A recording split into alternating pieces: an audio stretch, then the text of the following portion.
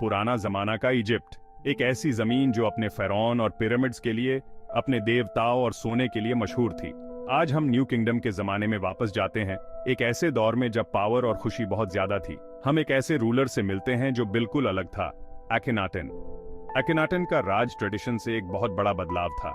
उसने इजिप्शियन समाज की नींव, उनके धर्म को चुनौती देने की हिम्मत दिखाई। उसने सदियों से पूजे जाने वाले देवताओं को छोड़ दिया और सिर्फ एक देवता, एटन, सूरज की लाइट को सबसे ऊपर माना। ये काम एक रिलीजियस रेवोल्यूशन जिसका बहुत गहरा असर हुआ और अखनाटन को एक विजनरी और एक हेरेटिक दोनों बना दिया। उसका राज ड्रामेटिक चेंजेस का समय था, पुराने तरीकों और नए के बीच टकराव का। मेरे साथ जुड़ें जब हम अखनाटन हेरेटिक फिरौन की जिंदगी और समय में जाते हैं और उसके रेवोल्यूशनरी विचारों का असर देखते हैं, जो हिस्ट्री की सबसे बड़ी सिविलाइजेशंस में से एक पर पड़ा। पुराने जमाने के इजिप्ट के फिरौन अपनी फौज की ताकत के लिए मशहूर थे और जीत के जरिए अपनी एम्पायर की सीमाओं को बढ़ाते थे। लेकिन अखनाटन ने एक अलग रास्ता चुना। उसने ज्यादातर फौज के कामों को छोड़ दिया और अपना ध्यान अपने रिलीजियस रिफॉर्म्स और एक नए कैपिटल अखनाटन को बनाने पर लगाया, जो एटन के लिए बनाया गया था। फौज बढ़ाने से लेकर अंदरूनी विकास की तरफ यह बदलाव एक बहुत बड़ा ट्रेडिशनल बदलाव था। अखनाटन से पहले जो रूलर्स थे, उन्होंने फौज की ताकत से इजिप्ट की पावर को बनाए रखा था। दूसरे देशों के मामलों को नजरअंदाज करना और अंदरूनी मामलों, खासकर उसके रिलीजियस रिफॉर्म्स पर ध्यान देना, ये फैसले उस समय बहुत से लोगों को अजीब लगे। कुछ हिस्टोरियंस का कहना है कि इस नजरअंदाजी ने दुनिया में इजिप्ट की पोजीशन को कमजोर कर दिया, जिससे वो बाहरी खतरों से घिर गया। लेकिन दूसरे ये दलील देते हैं कि अंदरूनी मजबूती और रिलीजियस यूनिटी पर अखनाटन का ध्यान एम्पायर को अंदर से मजबूत बनाने के लिए जरूरी था। वजह चाहे जो भी हो, अखनाटन के राज ने एक वॉरियर किंग के रूप में फिरौन के ट्रेडिशनल रोल से एक अहम ब्रेक लिया। अखनाटन की निजी जिंदगी भी उतनी ही अनोखी थी जितनी उसका राज। उसने अपनी मलिका नेफरटिटी को बराबरी का दर्जा दिया। दोनों की तस्वीरें उन्हें नजदीकी और प्यार के लम्हों में दिखाती हैं, जो पहले के शाही परिवारों की औपचारिक तस्वीरों से बहुत अलग हैं। नेफरटिटी ने अखनाटन के धार्मिक सुधारों में अहम भूमिका निभाई। उसे अक्सर अखनाटन के साथ एटन की पूजा करते हुए दिखाया जाता है। उनकी 6 बेटियों को भी आधिकारिक कला में दिखाया गया, जो एक करीबी पारिवारिक जीवन को दर्शाता है। लेकिन अखनाटन के बाद कौन राजा बना, ये एक रहस्य बना हुआ है। रहस्यमय फिरौन स्मेंखकारे का राज और अखनाटन से उसका रिश्ता अभी भी इतिहासकारों के बीच बहस का विषय है। कुछ का मानना है कि स्मेंखकारे एक साथ राज करने वाला था, या फिर शाही परिवार का एक महिला सदस्य था जो भेष बदलकर राज कर रहा था। राजा कौन बनेगा, इस बारे में जो अनिश्चितता है, वो अखनाटन के राज के रहस्य को और भी बढ़ा देती है। अखनाटन की सबसे बड़ी विरासत बेशक उसका रिलीजियस रेवोल्यूशन है। उसने एटन, सूरज की लाइट, को एकमात्र भगवान के रूप में पेश किया और इजिप्शियन देवताओं के ट्रेडिशनल समूह को एक तरफ रख दिया। ये बस एक नया भगवान नहीं था, बल्कि भगवान के बारे में सोचने का एक नया तरीका था। एटन एक यूनिवर्सल भगवान था, जो सिर्फ अमीरों के लिए नहीं बल्कि सबके लिए था। अखनाटन ने जिंदगी देने वाला और रक्षा करने वाला एटन के रूप पर जोर दिया, एक ऐसी दयालु शक्ति जो सभी पर अपनी कृपा बरसाती है। ये एकेश्वरवादी विश्वास प्रणाली पुराने इजिप्ट के बहुत से देवताओं वाली परंपराओं से एक बड़ा बदलाव थी। एटन के लिए मंदिर खुले आसमान के नीचे बनाए गए थे, जहां से सूरज की किरणें पूजा करने वालों पर सीधी पड़ती थी। पुराने मंदिरों के अंधेरे, रहस्यमयी कमरों का अंत हो गया था।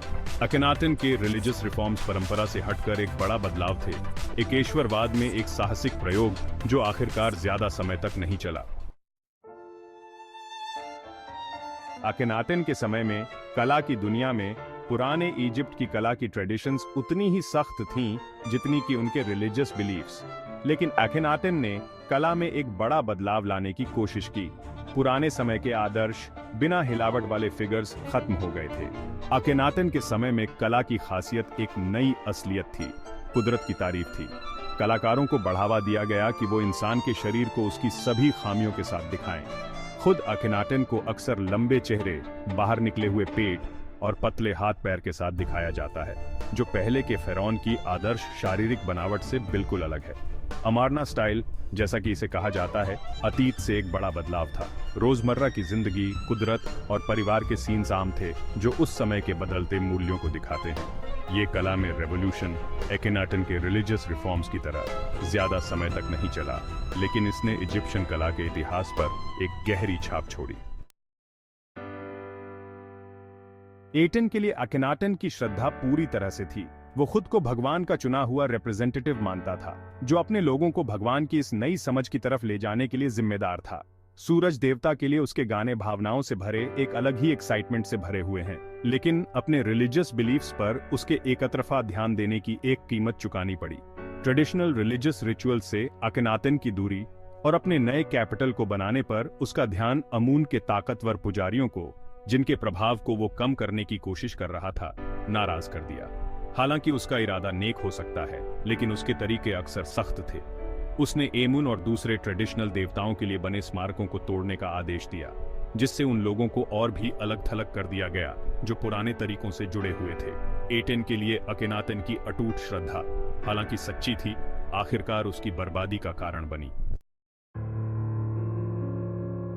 लगभग 17 साल तक राज करने के बाद अकेनाटन का रेवोल्यूशनरी एक्सपेरिमेंट खत्म हो गया।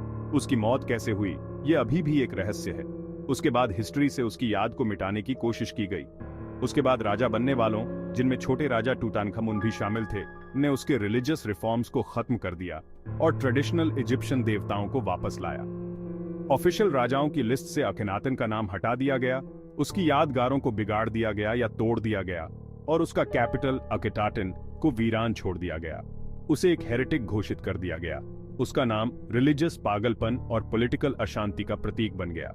जिस तेजी और पूरी तरह से उसकी याद को मिटाने की कोशिश की गई, वो उसके रिफॉर्म्स के खिलाफ गहरी नाराजगी दिखाती है। ऐसा लगता है कि इजिप्ट अपनी सारी शान और तरक्की के बावजूद अकेनाटन के रेवोल्यूशनरी विजन के लिए तैयार नहीं था।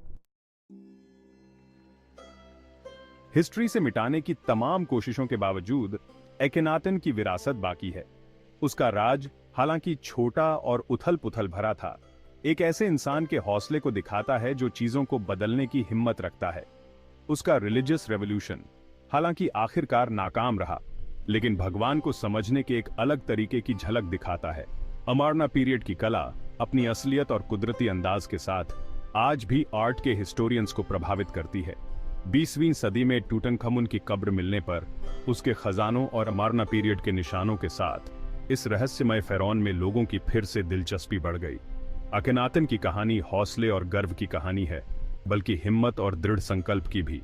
उसने एक अलग इजिप्ट का सपना देखा था, जो एक ही यूनिवर्सल भगवान के नीचे एक हो। और हालांकि उसका सपना आखिरकार अधूरा रह गया, लेकिन उसने इतिहास पर एक अमिट छाप छोड़ी, एक याद दिलाने के लिए कि सबसे पुरानी सिविलाइजेशंस में भी बदलाव ही एकमात्र स्थायी सच्चाई है।